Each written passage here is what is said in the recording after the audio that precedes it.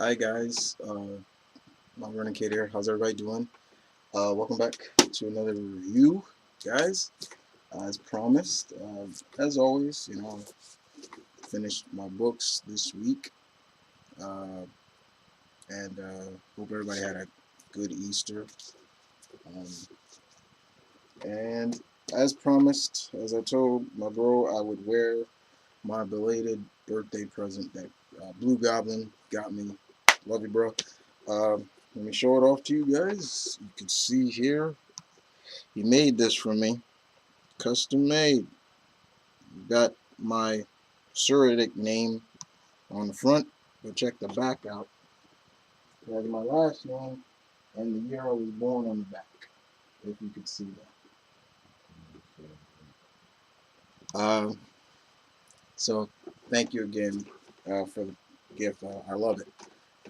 Perhaps I'll wear it more often for my reviews. Yeah, yeah. Cheap plug. Yeah, I'm running kid. Check me out. You'll love me. I'm just messing with you. But this week was pretty dang good. Pretty good week. Uh, Conversion kicks off as well. So April's starting Convergence for DC, while all the DC titles be going on 2-month hiatus for a while till the event ends, and I like that strategy. I kind of like that. Besides, the only books that will be going are books like Mortal Kombat and other stuff like that, that Vertigo books that are under DC. But I like that idea. Marvel should take a little bit idea from that too, especially with May and they start up Secret Wars. But I got books from Indie, got a few from Indie, got some DC, and I got Marvel. So we'll kick this off as always. I start off with the Indie books and then go through to end it with DC. We're going to kick this off in Aspen Comics. This is Shahrazad #1. If you get a nice look at the cover, if that glare doesn't. This is written by Kim Hutchinson. I believe the artwork is done by Carrie Castor, Mike Chrome, and Nine Ruffino. I hope I'm pronouncing your names right. I believe the cover is done by Mike Chrome. Beautiful cover. So how was this? I very much enjoyed this. It's not the same Shahrazad that you would think is from like Alibaba and the Arabian Nights. It has hints to her past, but she seems to be a sea captain. She's a lieutenant of a ship, and it's got all kinds of stuff like sirens and giant krakens and squid. Her ship goes down, because of a siren songs, and you know, giant squid takes down the ship that she's on. It was called this, what was it called? The Cyclops, I think that was the name of her ship, and it was supposed to be unsinkable, but it did sink.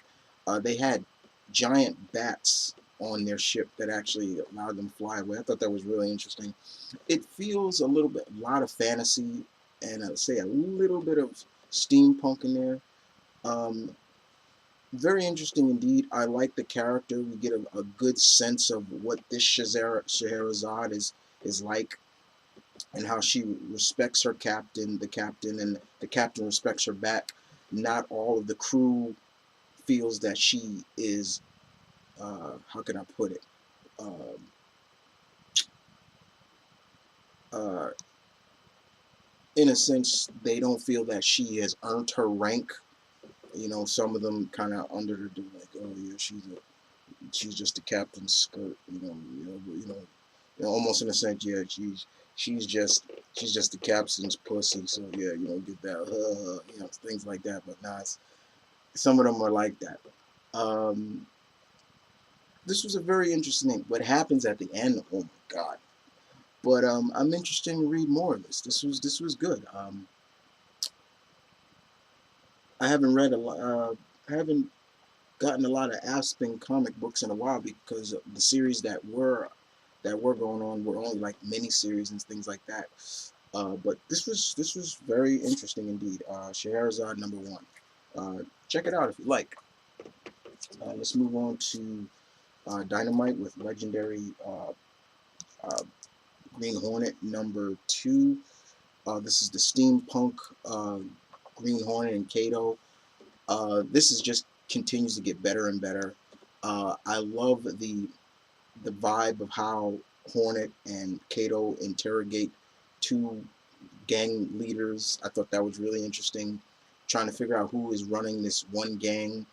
They also talk about what also was interesting. There's a little bit of a Wizard of Oz feel in here, especially when they go see somebody they need to see, and it's like this big massing head, mechanical head, and then at one point, you remember in Wizard of Oz, pay no attention to that man behind the. Yeah, there's something like that in this. So I thought that was really funny.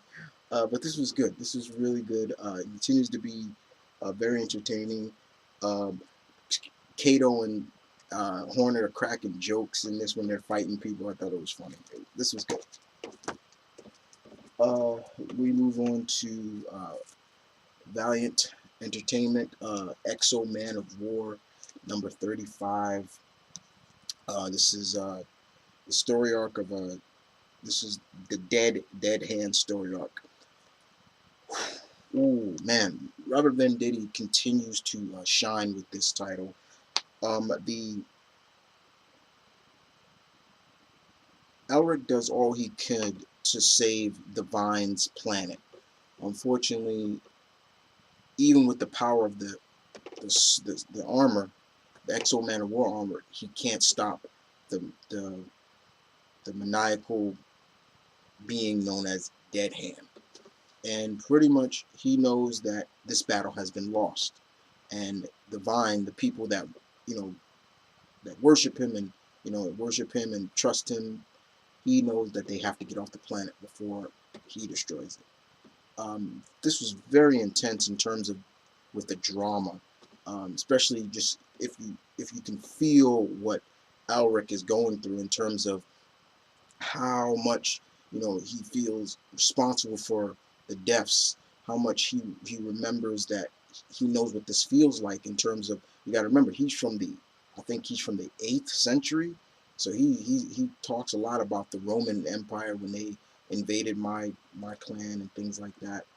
um, Very, very interesting stuff here.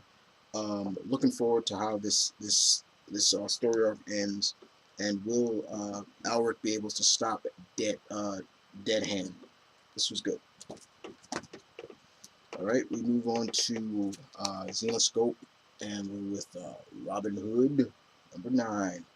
Mr. Shant, good job. The Plague, #1. This is the new story arc, and man, a lot of things go down in this that is very, very intriguing and scary at the same time. Mr. Shant continues to deliver what is to come with in terms of the Cabal, this group that is out to take out, has plans for New York City, and they want to stop Marion and Robin. A lot of things go down here, which I don't want to ruin too much because the drama and the thriller vibe of this issue is very intense. That makes you really want to know how is the two heroines of this title going to be able to stop this. Um, then that title of this arc, The Plague, plays a big factor as well. This was good. All right. Um, let's move on to Marvel, and we'll kick this off with The Amazing Spider-Man #717. Dan Slott, Christos Gage, Herberto Ramos. I'm not the biggest Herberto Ramos fan. You guys should already know that, but I can tolerate his work more than I can tolerate another a couple artists I don't like. Um, but look, I understand they wanted to use the Ghost because he's kind of a saboteur, and things like that. And one moment.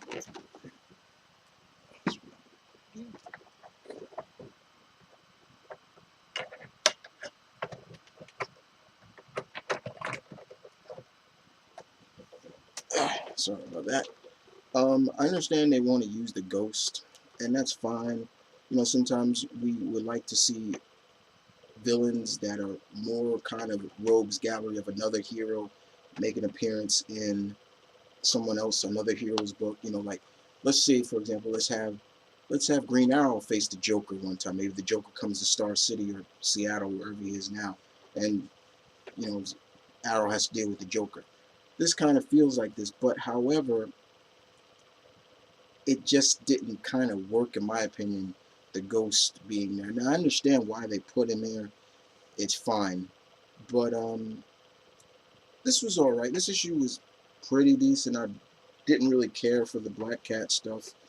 I'm just not really caring anymore. I'm losing my vibe with Black Cat, especially with Marvel's been doing with her. I'm not as much of a follower of Felicia nowadays because of just the sheer stupidity that they're doing with her. In terms of what Peter is going through with his company, I'm feeling for Peter, and I'm feeling for like it's really sad to see that his coworkers, well, I should say his coworker, one of them is like really against it and almost in a sense wants to, spoilers for you, help the Ghost sabotage his plans. And I'm like, Jesus Christ. Um, it was interesting to see what Aunt May had to say about, when Peter told her that her and, Anna broke up, and, Aunt May's like, you let another one slip away, Peter. I'm like, damn, Aunt May. I was like, really? Like, if only you knew. But other than that, this was okay. But I've said it before. I think it's time that we get a new writer on there. It's a lot of. I'm starting to really see a lot of old stuff being rehashed again, and it's getting a little tiring for me. All right. So we'll move on to the next title, Avengers: Ultron Forever. Al Ewing does the writing, and Davis does the artwork. Um, Ooh, this was good. I very much enjoyed it. I got this kind of off of a whim. I just saw this. I saw solicitations of it, and I'm just like, okay, what is this? This is interesting. And I'm like, okay. I'm like, who's? I got Hulk, Widow, a Captain America who happens to be female, and she's African American. Iron Man, but looking like his classic suit. Uh, two Thors, Vision. And I'm like, okay, what's this about? So I checked it out. I actually enjoyed this. Without spoiling too much for you guys, um, Doom from, I guess, another timeline has summoned Avengers from different eras and different worlds. You have, like, I guess, the 60s or 60s Hulk. You have Widow, current Vision, current Thor, female Thor, Thor from another, Thor when he was still Thor Odinson, like that. Uh, and you have an African American Captain America, female, and I'm a spoil this for you. Guess who it is? It's actually Danielle Cage, all grown up. Luke and Jessica Jones's daughter, and I loved her scene where she's fighting, I guess, one of her enemies called the Gold Skull, and he looks like Red Skull, but he's got a gold skull. And I love how she uses the shield, since she can't really throw it. Like, what she does is one of her gauntlets, her gloves, has like a like it jettisons off, and it can magnetically come back on her arm.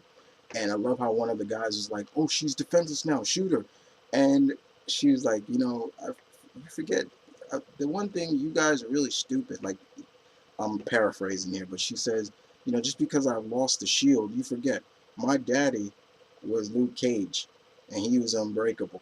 My mother was Jessica Jones, and she was tougher than him. And just because I don't have the shield doesn't mean I'm not the shield. And you see the bullets just bouncing off her. I thought that was really cool.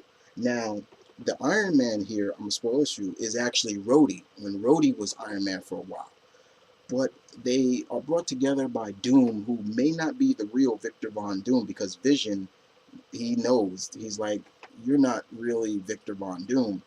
And it's all about Ultron. Ultron has golden crossed different worlds and different eras of Ultron. Once again, Ultron, and one factor of Ultron could be better, and he has just completely taken over. There are some serious consequences to this. One of them, there's one of these characters on this cover, dead. You'd be surprised who it was. If I'd spoil it, I'm not gonna spoil it for you. But this was very intriguing. I'm looking forward to the next part, which is called New Avengers, Ultron Forever. So I'm looking forward to it. This was good. Very much. Ewan knows how to write the Avengers pretty good. All right, so we move on to Iron Fist, the Living Weapon, number 11. Andrews, does the writing and the artwork.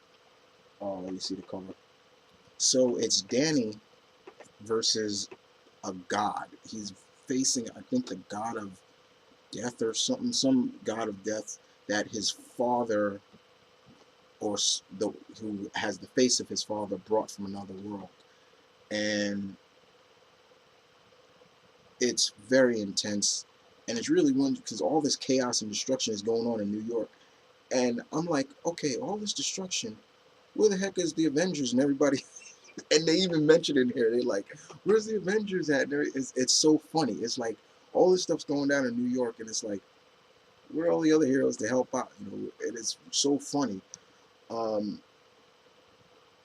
Danny completely realizes that it's time to ante up and put the fight to this godlike being, no matter what the cost. He wants to live, and he wants to save the people of Kulon who are still around. There's a death in here thanks to Davos, Davos, Steel Serpent, one of Danny's arch enemies. But this was still intense. The only thing that kind of I say kind of this suffers from, in a sense, is yes, Mr. Andrews, I'm sorry, your artwork is good, but there are times I can't take this god serious when he has a face like that, when he looks like he's smiling. And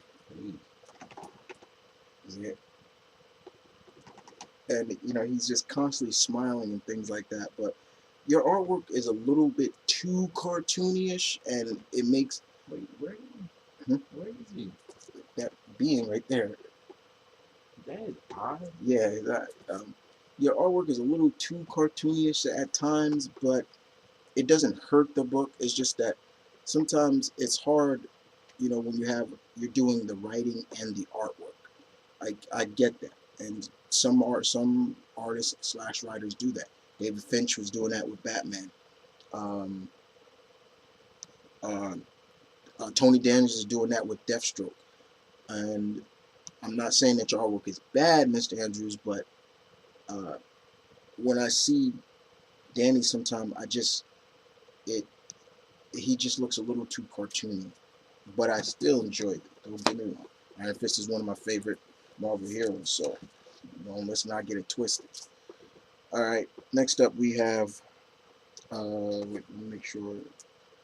Okay, we have the Punisher, number 17, Edmonton.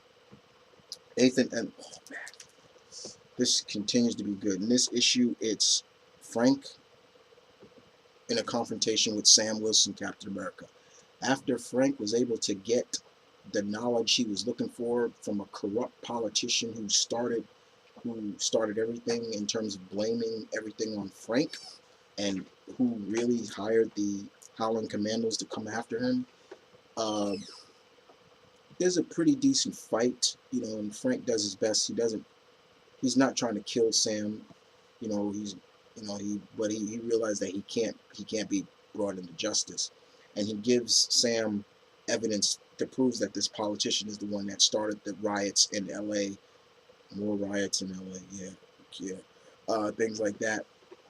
And this was pretty good. I very much enjoyed it. You could see that Sam is not the biggest fan of Frank, and that's pretty much Frank's MO throughout the entire Marvel universe. A lot of the heroes are not don't like him. Are not really.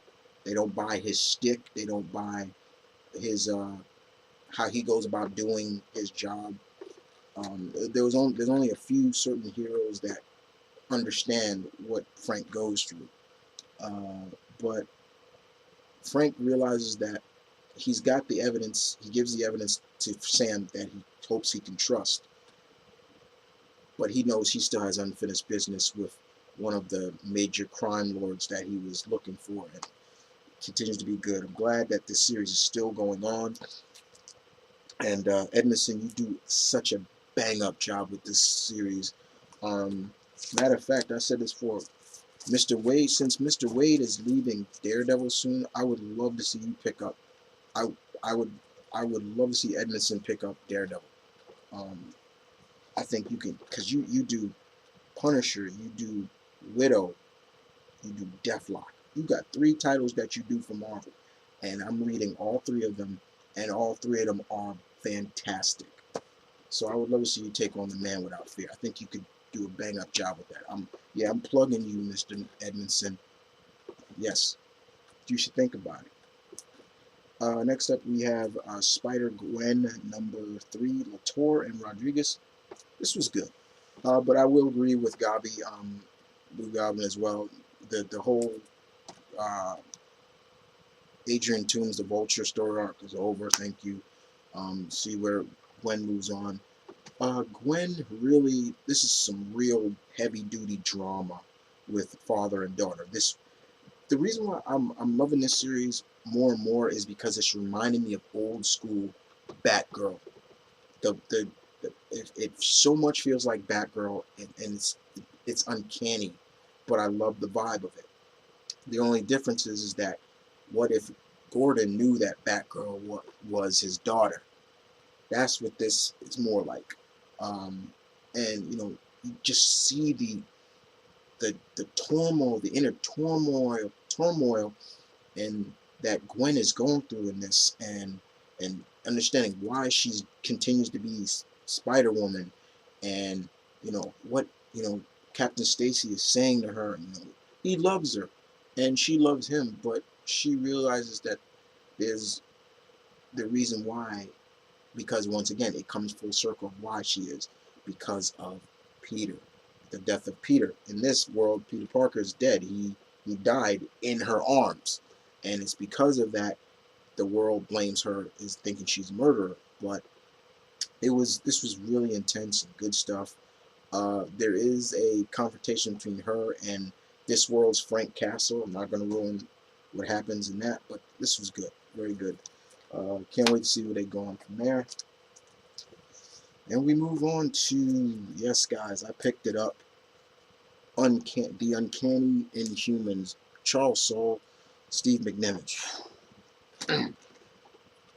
This is number 0. This is the 0 issue. First of all, that cover, sick. But oh man, this was good. I enjoyed this very much. McNiven's artwork, spot on.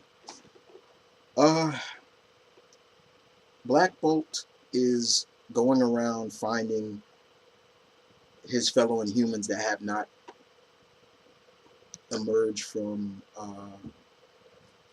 their cocoons. He was in Rio de Janeiro, and people in the slums of Brazil found some of them, and they're harvesting them, and trying to grab them up, and so they get paid. Black Bolt comes in and just beats the crap out of them with his fists. He doesn't speak, and of course he's looking at his hand. He keeps looking at his hand. His hand is glowing red. I'm not going to ruin what that means, but something it's bad. He goes back to New Adelan, that's right in the middle of the Hudson River, right next to the Statue of Liberty. And he's he wants to talk to Medusa. Medusa tell him, "What are you doing here? You have no place here." It's just like there's turmoil inside the family.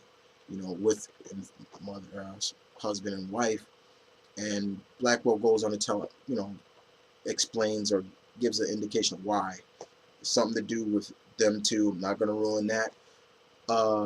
And Blackwell just, he goes to his duty of finding that something.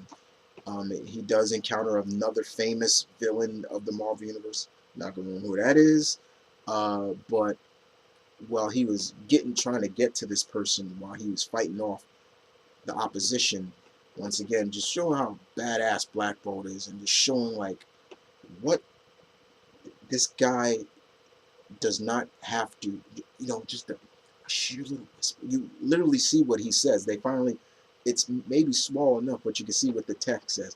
He's getting tired of the opposition, so he just is like, and he just says, goodbye. Just like, oh, it's good stuff. But this was very good. I'm looking forward to reading more of this and seeing more of what Inhumans are going to be coming out, or going to be joining this cast. But I very much enjoyed this. I'm on board. If you're a fan of the Inhumans and you like that Marvel is really starting to give them more of the respect that they deserve, jump on board. All right, we move on to Uncanny Avengers number 3. Rick Miranda, Daniel Acuna. What's it called? This woman here is known as Luminous. I think that's their name. All right, so one of the interesting things about this, because the team is scattered all over Counter Earth, thanks to the High Evolutionary.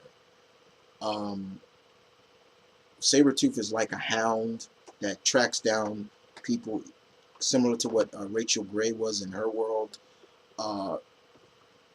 Vision had children with another, I believe, synthezoid. That right there was interesting. I was like, whoa, female, but yeah. Rogue is like a guinea pig for this scientist. She's testing out how much ionic power she still has in her from Wonder Man. Don't know what's going on with Sam. Don't know what's going on with Brother Voodoo. They haven't showed them. But it is mostly about the twins. And once again, they're continuously, I don't like this, excuse me, I don't like this fact that they're really now kicking it and nudging us, continue like poking us and saying, yeah, Magneto's not their kid, their father, and I'm like, why are you doing this? Even it gets so bad now, Wanda, talking to us, starts to question if Pietro is her brother, and I'm like, when this better go down some way how I think it may go down, that Magneto is their father, but the High Evolutionary did something to maybe their DNA to make it feel that way. It renders even insisting that they are creations of the High Evolutionary, and I'm like, really? The only reason why I pick up that book, I mean, this may shock you, is because of certain characters. One of them is my beloved Rogue. This is the only book Rogue is in. I don't get it. Why can't she be on an X-Men title? Why can't she be back with the X-Men? How come she can't do double duties? I don't understand. You got other characters doing double duties, so how come Rogue can't do it? It's the only book I can find Rogue. Brother Voodoo, I haven't seen him in a while, so I'm glad they brought Brother Voodoo back. And I'm interested in seeing where Sabretooth is going with this. He's still, he's still inverted. But please remember, I'm gonna stick with it, dude. I like your writing, but please don't do this. please don't tell us that Wanda and Pietro are products of the High Evolutionary. When you, I've said it before, when you announce, sir, that Wanda and Pietro are not the children of Magneto, you started poking the bear. And what do? You don't poke the bear. You continue to poke the bear. You stir up a hornet's nest. That's exactly what. Now, once again, I keep saying, is this the rise that you're trying to get from us? Because if the outcome goes the way you may want it, there's going to be a problem. I'm telling you right now, it's going to be a problem. And no matter what, I don't care what you do or care what you say and try to establish, Marvel, Wanda and Pietro will always be Wanda and Pietro Maximoff, the children of Magneto. I don't care what you do. So please don't go down that route. Please.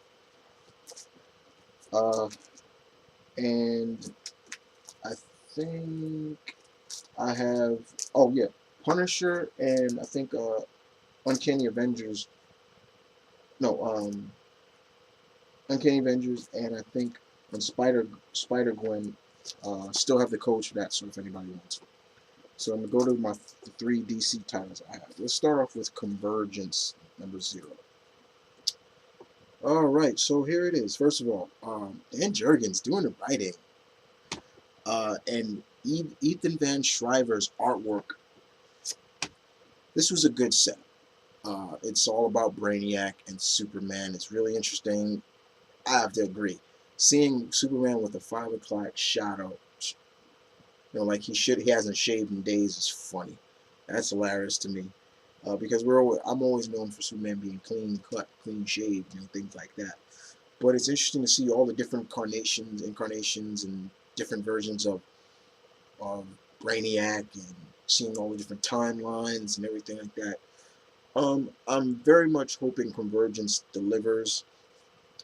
There's only a certain amount of tie-ins that I'm going to be reading from this. Not reading every tie-in. Like I said before, the only tie-ins I think I'm going to stick with are the ones that are pre-Flashpoint. Not things that came out of Crisis and everything like that, because certain. But this was a good setup so far. Looking forward to reading issue #1. And look forward to seeing where this goes and what will be some of the ramifications. We haven't had a DC event in a while, so I'm looking forward to it. I have high hopes for this. Let's just put it like that. Harley Quinn #16. You guys, Miss Connor, Mr. Powell, Monty. You guys, I can kiss you guys.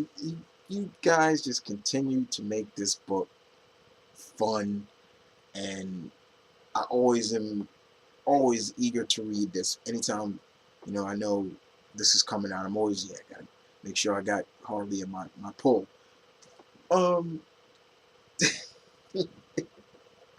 Harley is trying to juggle everything, and she knows she can't do everything. So she actually starts hiring ladies for a gang, so she can have more free time. I love her with Poison Ivy is great stuff. Look, exactly what Gabi said. Look, DC, if you're gonna make them a couple, just say it. They're a couple. I don't care. I would love it. Stop being so. Let's put it like this: homophobic. I love the line seeing. I love where they're eating burgers and. Harley is just drowning her fries with ketchup. It's so funny. It comes so bad. She's literally taking a knife and putting it in the ketchup, and she's trying to stay. So funny. But she hires. She's auditioning all these girls. Uh, for to join her gang. It's really fun. One of them is blind. One of them is a young Indian woman who runs an Indian restaurant, has an Indian restaurant with her parents, her family, and she doesn't take a lot of crap from nobody. She doesn't like to be disrespected. We've seen some of these girls that were being introduced in the last issue was really good.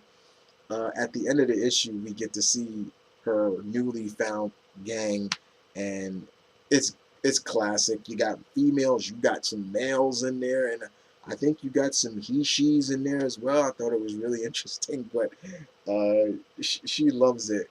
Harley loves it, and you know, the stuff with her squirrel was just funny as hell. This is just great. And we end my review with Mr. Finch's Wonder Woman number 40.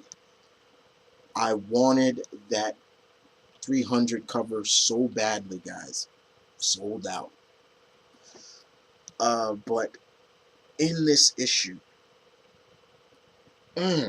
this was fantastic. The drama in this is getting so intense. Getting goosebumps just talking about it. Ooh, I got the vibes. Yeah, getting the vibes. Wonder Woman is really seeing some of the ramifications of what happened when Azarella was writing it, which was really good, intense. The stuff between the Amazons and Donna Troy, fuck.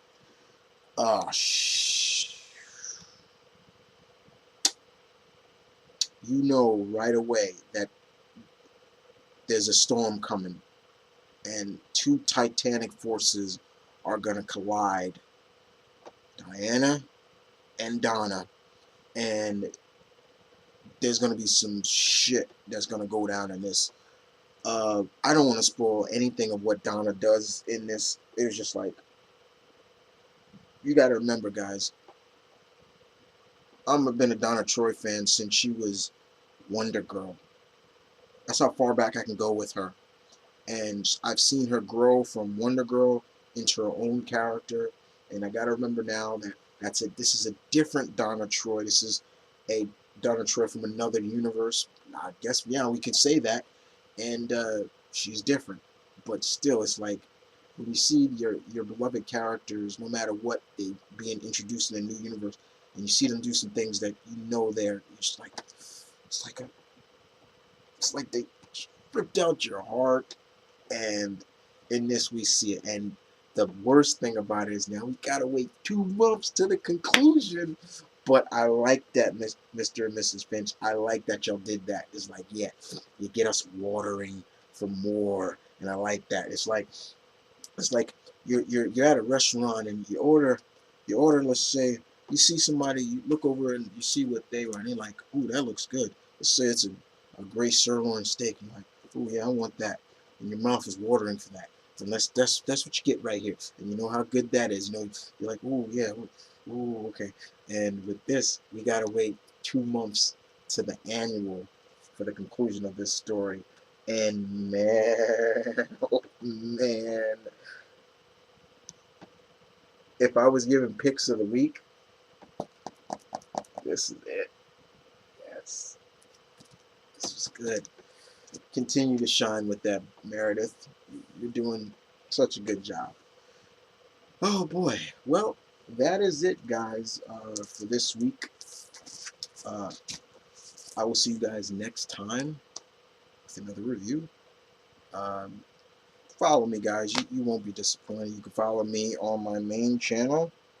Yeah. uh, you can follow me here on my commentary channel. Uh, I'm a lot of places. Follow me on Tumblr. You can follow me on Twitter. You can follow me on Facebook. Please subscribe to my bro Blue Goblin 01 and his other channel BlugoblinX. Uh, Subscribe to all my other fellow comic reviewers and other friends out there. There's a whole lot of them. You can check out my channel. You'll see them right there. But other than that, this is Mom Burning Kid saying peace and love. Stay tuned. Keep it real, guys. The Omni Geek High Lord will see you guys next week. And trust me, guys, next week I got a big pull next week. So look out for that haul video. But take care.